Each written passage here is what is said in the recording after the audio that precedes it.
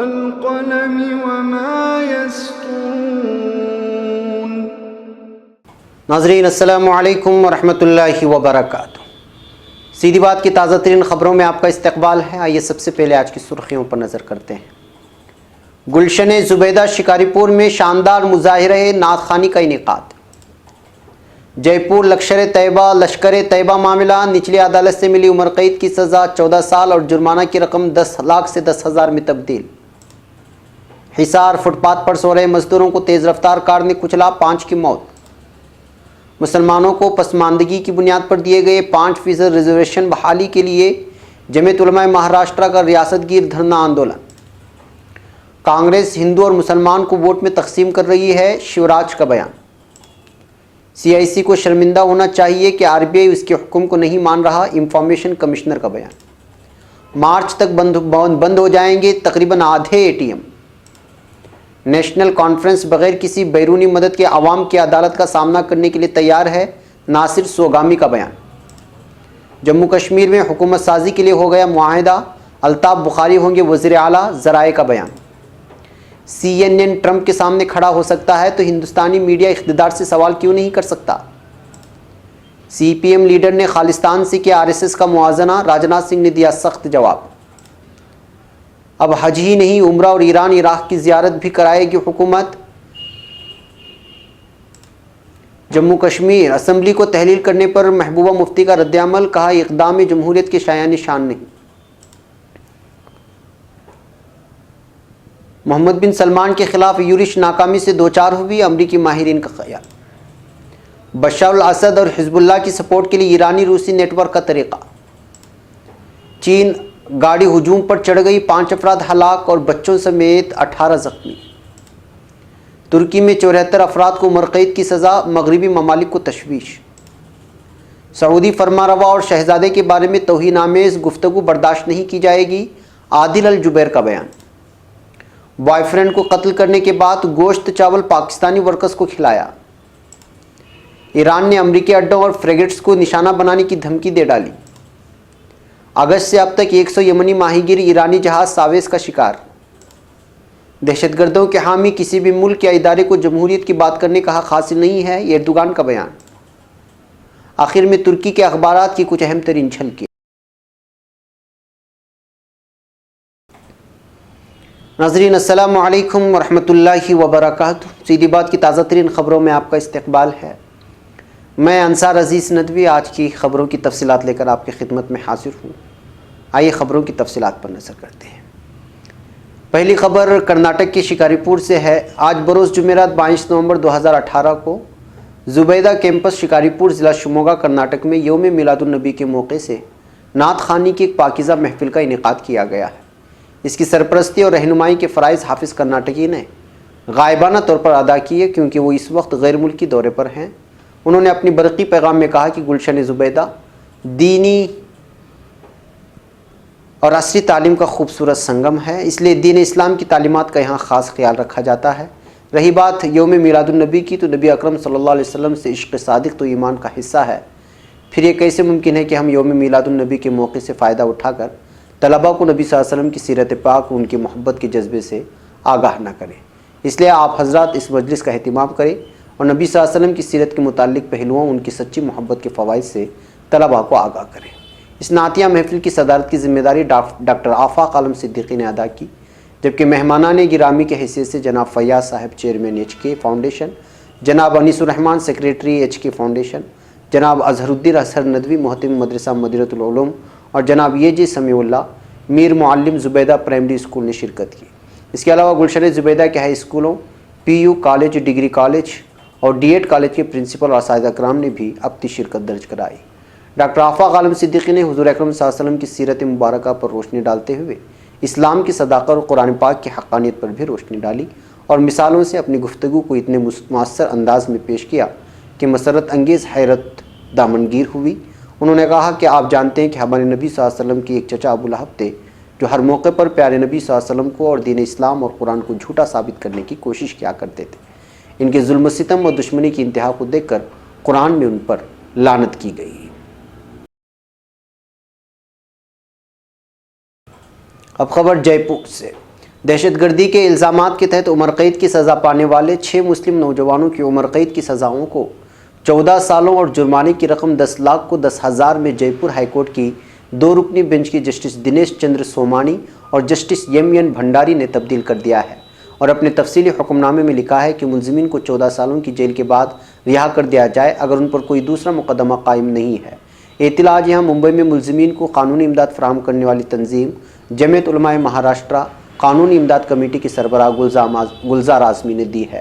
گلزار اعظمی نے بتایا کہ ملزمین اصغر علی، محمد شفیع، بابو علی حسن علی، حافظ عبدالمجید کلو خان، قابل خان، امام خان سمیت کئی لوگوں کو ممنوعہ دہشت گرد تنظیم لشکر طیبہ کے ممبران کو مدد پہنچانے اور ہندوستان میں دہشت گردانہ کارروائیوں کی سازش رچنے کے الزامات کے تحت عمر قید کی سزا سنائی تھی اور ساتھ ہی ساتھ ان پر 10 لاکھ کی فی کس جرمانہ بھی عائد کیا گیا تھا۔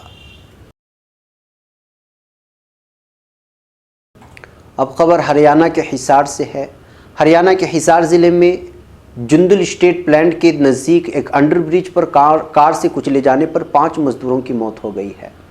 اس حادثے میں 9 دوسرے مزدور زخمی ہو گئے ہیں۔ پولیس نے بدھ کو بتایا کہ مرنے والے مزدور بہار کی سہرسہ اور کھگڑیا ضلع کے رہنے والے تھے۔ انہوں نے بتایا کہ حادثہ منگل کی رات تقریباً 2 بجے پیش آئے۔ پولیس نے بتایا کہ ہانسی جا رہی کار اور برج کے ڈیوائیڈر سے ٹکرائی اور وہی فٹ پاتھ پر سو رہے مزدوروں کو کچل دیا۔ حصار پولیس کے ترجمان ہریش بھاردواج نے بتایا کہ گزشتہ 2 دن سے اوور برج کی مرمت کا کام چل رہا تھا اور مزدور کام ختم ہونے کے بعد فٹ پاتھ پر ہی سو گئے تھے۔ اب خبر ممبئی سے۔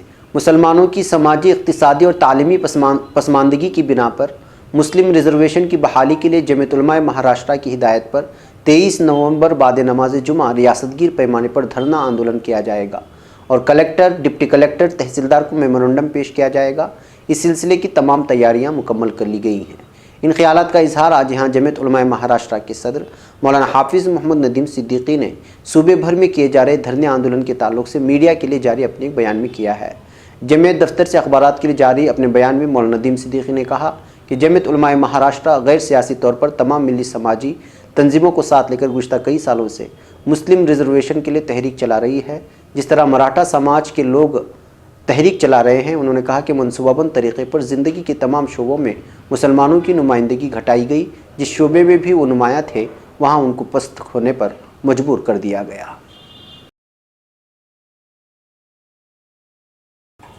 اب خبر مدھیہ پردیش سے۔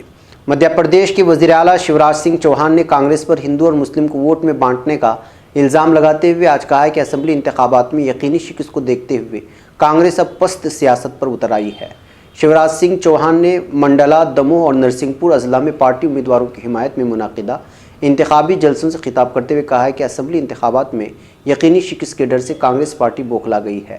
کانگریس کے ریاستی صدر کمل ناتھ بند کمرے میں میٹنگ کر کے کہہ رہے ہیں کہ مسلمانوں صرف کانگریس کو ہی ووٹ دینا، نہیں تو ہار جائیں گے۔ کانگریس نے ووٹوں کی سیاست میں ہندوؤں اور مسلمانوں کو تقسیم کیا ہے۔ کانگریس اب گھٹیا سیاست پر اتر آئی ہے اور ٹوٹ کے کر رہی ہے۔ اب خبر نئی دہلی سے۔ گزشتہ 20 نومبر کو ریٹائرڈ ہونے والے سینٹرل انفارمیشن کمشنر شری دھر آچاریہ لو نے خط لکھ کر چیف انفارمیشن کمشنر آر کے مارتھر سے گزارش کی ہے کہ سینٹرل انفارمیشن کمیشن یعنی CIC کو ریزرو بینک آف انڈیا یعنی RBI کے ذریعے جان بوجھ کر قرض نہ چکانے والے لوگوں کی جانکاری نہ دینے کے لیے سخت قدم اٹھانا چاہیے۔ گزشتہ 2 نومبر کو آچاریہ لو نے سپریم کورٹ کے حکم کی خلاف ورزی کرنے کو لے کر RBI کو پھٹکار لگائی تھی اور RBI گورنر ارجت پٹیل کی وجہ بتاؤ نوٹس بھی جاری کیا تھا۔ حالانکہ آچاریہ لو کی ہدایت پر آر کے مارتھر نے اعتراض جتایا اور کہا تھا کہ چونکہ RBI کا معاملہ CIC میں دوسرے کمشنر دیکھتے ہیں، اس لیے اس مقدمے کو ان کے پاس ٹرانسفر کیا جانا چاہیے۔ اب خبر نئی دہلی سے۔ انڈسٹری سے متعلق باڈی CATMI نے بدھ کو وارننگ دیتے ہوئے کہا ہے کہ ATM ہارڈ ویئر اور سافٹ ویئر اپ گریڈ اور کیش مینجمنٹ اسکیم کے حالیہ پیرامیٹرز کی وجہ سے مارچ 2019 تک آپریشن کی کمی میں تقریباً آدھے ATM بند ہو جائیں گے۔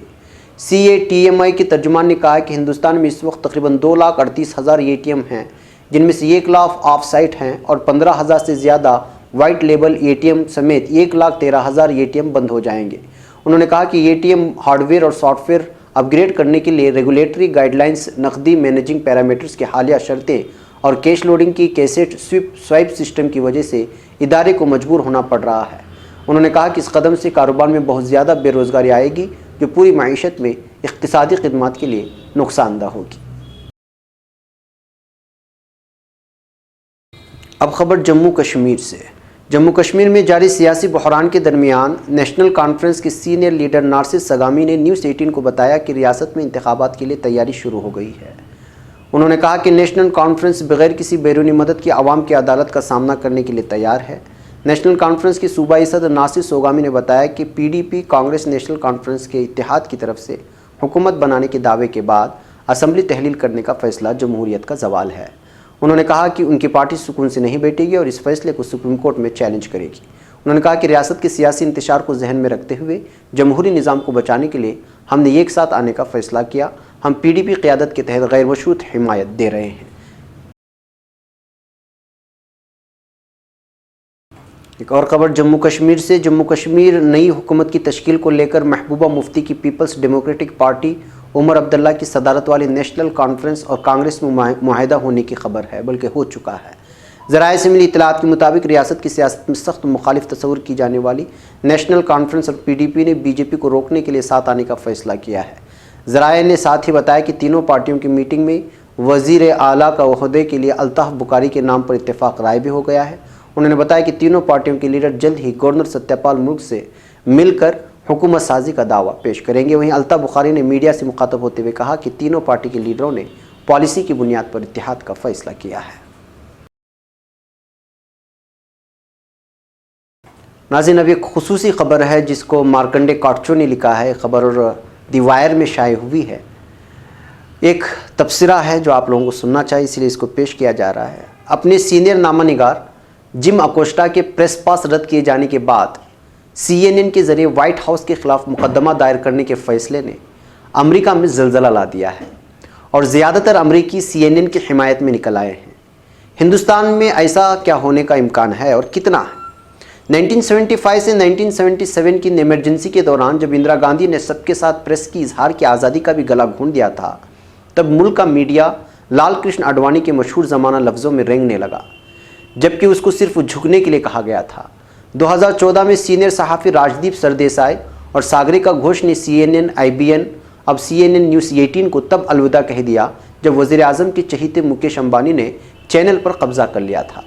مودی مبینہ طور پر 2002 کے گجرات فسادات کو لے کر ان سے پوچھے گئے پریشان کن سوالوں کو لے کر ناراض تھے۔ اس وقت پریس میں کسی نے ایک قطرہ آنسو نہیں بہایا۔ انڈیا ٹوڈے ٹی وی پر کرن تھاپر کے شو کو چینل کے انتظامیہ نے آگے نہیں بڑھایا، اور یہ بات سب کو پتہ ہے کہ کرن تھاپر نے مودی کا انٹرویو لیتے وقت ان کو ناراض کر دیا تھا۔ کارٹونسٹ ستیش آچاریہ کو حکومت پر سوال کھڑے کرنے والے کارٹونوں کو لے کر کئی عدم اتفاقات کے بعد میل ٹوڈے کے ذریعے کہہ دیا گیا کہ اب ان کی ضرورت نہیں ہے۔ ایک بار پھر کسی نے چوں تک نہیں کیا۔ پنیا پرسن واجپئی اور ملند کھانڈیلکر کو سیاسی دباؤ کی وجہ سے اے بی پی کے ذریعے برخاست کر دیا گیا اور لمحاتی ہنگامے کے بعد اس کو تقدیر کا لکھا مان کر قبول کر لیا گیا۔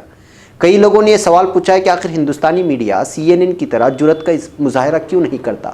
اس پر میں اپنی رائے ظاہر کرنے کا جوکم اٹھا رہا ہوں۔ ہندوستان میں رائے عامہ امریکہ یا دوسرے ترقی یافتہ ممالک کی طرح مضبوط نہیں ہے۔ یہاں زیادہ تر لوگ حکمرانوں کے ساتھ ٹکراؤ مول نہیں لینا چاہتے۔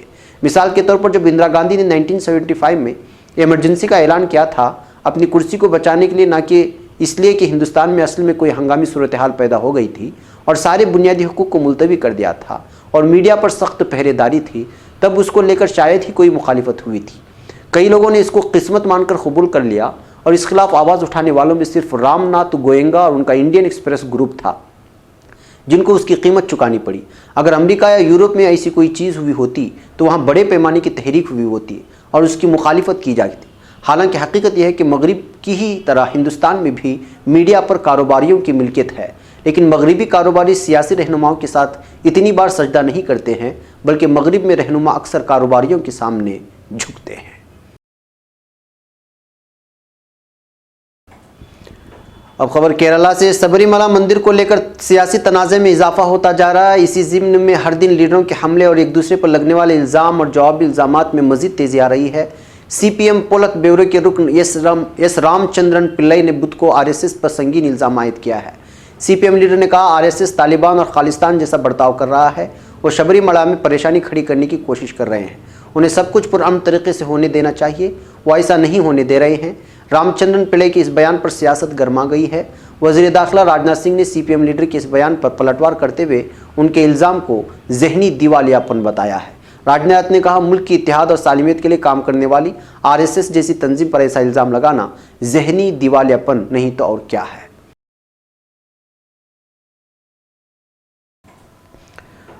ایک اور خبر نئی دہلی سے اب حج کمیٹی میں لائی گئی تبدیلیوں کے سلسلے میں ہے، جس کو شاید ہی مسلمان قبول کر سکے۔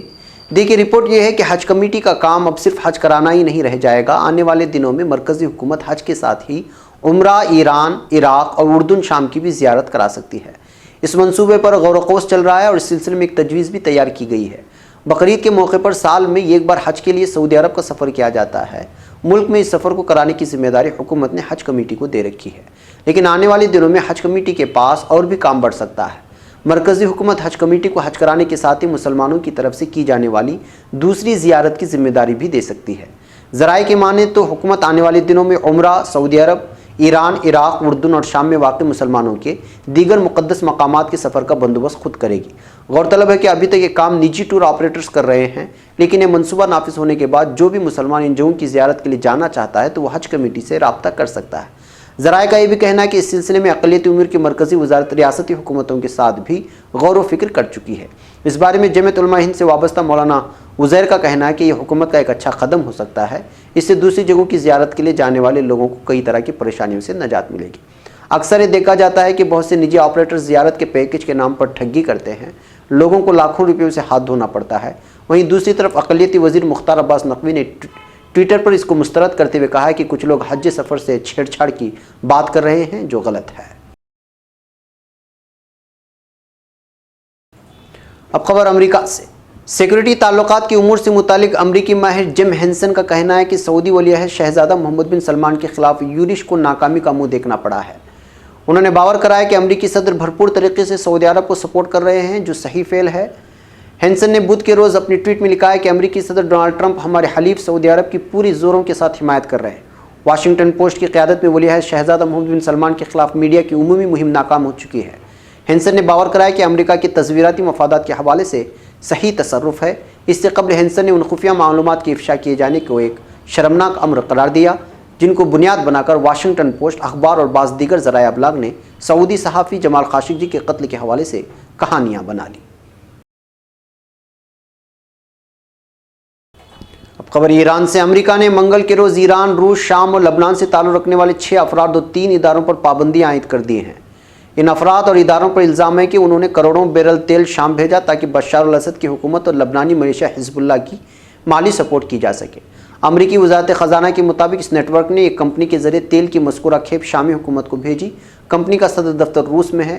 اس طرح کروڑوں ڈالر کی رقم کو ایرانی پاسداران انقلاب کے القدس فورس تک پہنچانا آسان ہو گیا، جس نے اپنے طور پر رقم حماس اور حزب اللہ کو بھیجی۔ امریکی وزیر خزانہ اسٹیفن منوچن کا کہنا ہے کہ ہم آج ایک پیچیدہ منصوبے کے خلاف متحرک ہیں، جس کو ایران اور روس شام میں بشار الاسد کی حکومت کو سپورٹ کرنے اور ایران کی شرپسند سرگرمیوں کے لیے مال کی فراہمی کے واسطے استعمال کر رہے ہیں۔ اب خبر چین سے۔ چین کے شمالی صوبے لیاونگ میں ایک گاڑی ہجوم پر چڑھ گئی، جس کے نتیجے میں 5 افراد ہلاک ہو گئے۔ چین کے سرکاری ٹیلی ویژن چینل کے مطابق صوبہ لیاونگ کے شہر ہولداؤ میں ایک گاڑی پر پرائمری اسکول کے قریب جمع بچوں پر چڑھ گئی، جس کے نتیجے میں 5 افراد ہلاک اور بچوں سمیت 18 افراد زخمی ہو گئے۔ گاڑی کے ڈرائیور کو حراست میں لے لیا گیا ہے اور واقعے کے بارے میں تحقیقات کا آغاز کروا دیا گیا ہے۔ اب خبر انقرہ سے۔ ترکی کی خبر رساں ایجنسی اناضول کے مطابق عدالت نے بدھ کے روز 74 افراد کو عمر قید کی سزا سنائی ہے، جس میں فوجی اہلکار بھی شامل ہیں۔ یہ افراد 25 جولائی 2016 کی رات انقلاب کی کوشش اور 240 سے زیادہ نہتے شہریوں کی ہلاکت میں ملوث ہیں۔ ترک فوجیوں کے ایک گروپ کی جانب سے صدر رجب طیب اردوغان کی حکومت کا تختہ الٹنے کی کوشش ناکام ہو گئی۔ اناضول کا کہنا ہے کہ عدالت نے مذکورہ 74 افراد کو آئینی نظام کو معطل کرنے کی کوشش کے الزام میں سزا سنائی ہے۔ عمر قید کی سزا پانے والے افراد مشروط معافی یا عام معافی کے مستحق بھی نہیں ہوں گے۔ انسانی حقوق کی تنظیموں اور ترکی کے حلیف مغربی ممالک نے تطہیر کے عمل کے حجم پر تشویش کا اظہار کرتے ہوئے کہا ہے کہ اردوغان نے انقلاب کی کوشش کو اپوزیشن پر جھاڑو پھیر دینے کا ذریعہ بنا لیا۔ دوسری جانب ترکی کی حکومت کا کہنا ہے کہ اس درپیش خطرے کے سبب یہ تمام اقدامات ضروری ہیں۔ اب خبر سعودی عرب سے۔ ترکی میں واشنگٹن پوسٹ کے صحافی جمال خاشقجی کے قتل کے بعد سے سعودی عرب کے کراؤن پرنس محمد بن سلمان کی پریشانیاں کم ہونے کا نام نہیں لے رہی ہیں۔ اب دنیا میں ان کے مواخذے کی آوازیں بھی اٹھنے لگی ہیں۔ سعودی وزیر خارجہ عادل الجبیر نے کہا ہے کہ صحافی جمال خاشقجی کے قتل کے لیے سعودی ولی عہد محمد بن سلمان کو جوابدہ ٹھہرا کر ہٹانے کا مطالبہ ایک سرخ لکیر ہے۔ برطانوی نشریاتی ادارے BBC کو دیے گئے ایک انٹرویو میں عادل الجبیر کا کہنا تھا کہ سعودی ولی عہد محمد بن سلمان یا ان کے والد فرمانروا شاہ کے بارے میں کوئی بھی توہین آمیز گفتگو برداشت نہیں کی جائے گی۔ انہوں نے کہا کہ سعودی عرب میں ہماری قیادت ایک سرخ لکیر ہے، حرمین شریفین کی متولی اور محمد بن سلمان ایک سرخ لکیر ہیں۔ اب خبر دبئی سے۔ شادی سے انکار کرنے پر قتل کا ایک خوفناک واقعہ سامنے آیا ہے۔ متحدہ عرب امارات میں خاتون نے اپنے بوائے فرینڈ کو قتل کر کے اس کی لاش کے ٹکڑے کیے اور پھر انہیں چاول اور گوشت سے بننے والے ایک روایتی عرب پکوان میں پکا کر گھر کے قریب پاکستانی ورکرز کو کھلا دیا۔ خبر رساں ایجنسی AP کے مطابق اس خوفناک واقعے کی تفصیلات UAPA کے روزنامہ دی نیشنل میں سامنے آئی، جس میں بتایا گیا ہے کہ مراکش سے تعلق رکھنے والی 30 سالہ خاتون UAE کے شہر العین میں رہائش پذیر تھی اور اس نے اپنے محبوب کو اس وقت قتل کیا جب اس نے کسی اور خاتون سے شادی کرنے کے فیصلے سے آگاہ کیا۔ رپورٹ کے مطابق واقعہ 3 ماہ پہلے پیش آیا تھا، مگر یہ قتل حال ہی میں اس وقت سامنے آیا جب مقتول کے بھائی نے اس کی تلاش کے دوران خاتون کے گھر میں بلینڈر سے ایک انسانی دانت دریافت کیا۔ DNA ٹیسٹ سے تصدیق ہو گئی کہ یہ گمشدہ بھائی کا ہی دانت ہے، جس کے بعد خاتون نے بھی اسے قتل کرنے کا اعتراف کر لیا۔ خاتون نے اپنے اعتراف میں یہ بھی بتایا کہ ایک دوست نے لاش کو ٹھکانے لگانے میں مدد کی، جبکہ گوشت کے کچھ ٹکڑے بلینڈر کے ذریعے چھوٹے کر کے انہیں روایتی پکوان میں پکا کر قریب کام کرنے والے ورکرز کو کھلا دیے۔ ملزمہ کا کہنا تھا کہ وہ بے وفائی پر بوائے فرینڈ سے انتقام لینا چاہتی تھی، جس کی مالی معاونت وہ 7 سال سے کر رہی تھی۔ العین پولیس کے مطابق تحقیقات مکمل ہونے پر خاتون کے خلاف عدالت میں مقدمہ چلا جائے گا۔ اس وقت خاتون کو طبی معائنے کے لیے اسپتال بھیجا گیا ہے تاکہ یہ جانا جا سکے کہیں وہ ذہنی امراض کا شکار تو نہیں ہے۔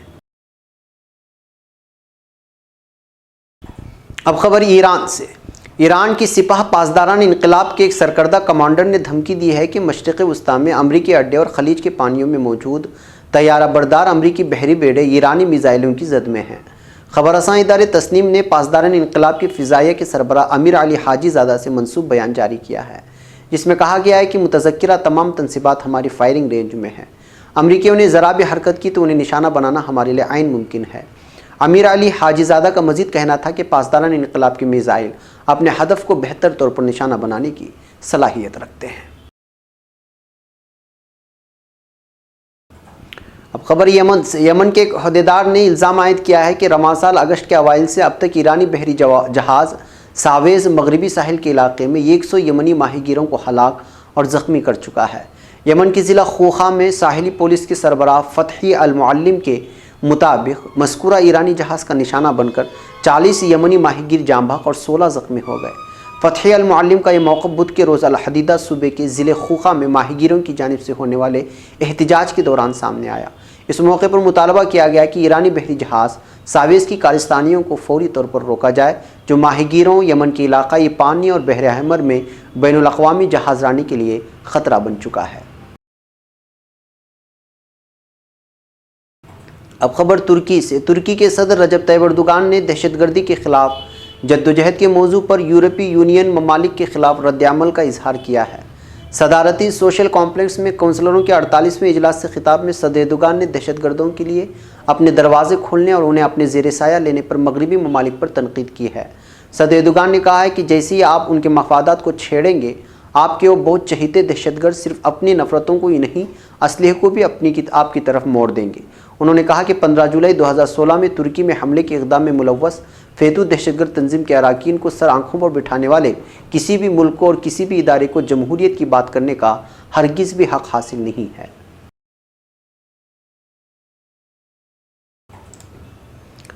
اب خبر ترکی کے کچھ اہم ترین اخبارات سے۔ ترکی کا ایک اخبار روزنامہ اسٹار ترکی انرجی کی بیس بن رہا ہے کی سرخی کے ساتھ شائع کردہ خبر میں لکھتا ہے کہ ترک اسٹریم منصوبے کے سمندری حصے کی تکمیل کے موقع پر صدر رجب طیب اردوغان اور روس کے صدر ولادیمیر پوتن کی شرکت سے منعقدہ تقریب روسی ذرائع ابلاغ کے ایجنڈے کا موضوع بن گئی ہے۔ روس کے سر فہرست روزنامے ایزوسٹیا نے اس بارے میں اپنی خبر کو ترکی روسی گیس لیک کے لیے مرکز کی حیثیت اختیار کر رہا ہے کہ سرخی کے ساتھ چھاپا ہے۔ اخبار نے کہا ہے کہ ترک اسٹریم پروجیکٹ آخ کویو پاور پلانٹ کی طرح ترکی اور روس کے درمیان شراکت داری کی علامت بن گیا ہے۔ روزنامہ وطن کینسر کی مقامی ادویات کی تیاری آخری مراحل میں کی سرخی کے ساتھ شائع کردہ خبر میں لکھتا ہے کہ ترکی کے سائنس اور ٹیکنالوجی کے تحقیقاتی ادارے تبتاک کی طرف سے سر اور گردن کے کینسر کی ادویات کی تیاری کے مراحل میں لیبارٹری کا کام مکمل ہونے کو ہے۔ اس بارے میں اپنے بیان میں وزیر صنعت مصطفیٰ واراناک نے کہا ہے کہ کینسر کی ان ادویات کا ابھی مزید مراحل سے گزرنا ضروری ہے۔ مئی 2019 میں تیاری کے بعد ان ادویات کو فرموں کے حوالے کر دیا جائے گا۔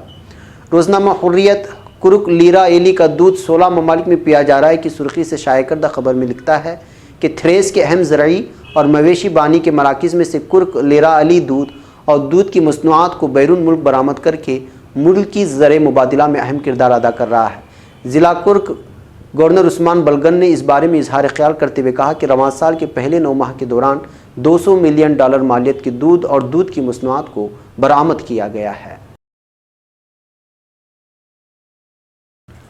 ناظرین، یہ تھی آج کی تازہ ترین خبریں۔ اگلی تازہ ترین خبروں کے ساتھ پھر آپ سے ملاقات ہوگی۔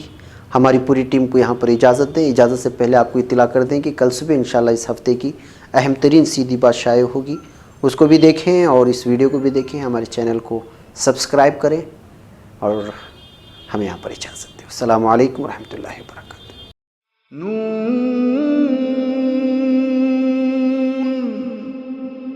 والقلم وما يسطرون